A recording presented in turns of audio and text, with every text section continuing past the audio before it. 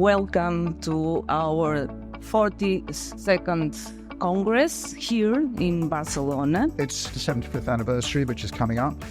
And really, it's down to this man.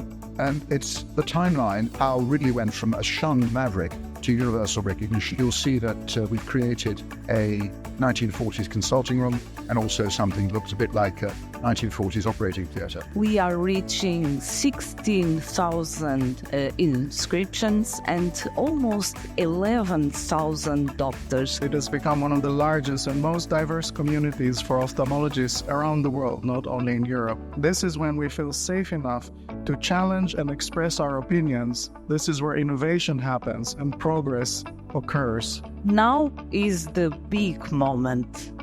We will have the Ridley Lecture Medal.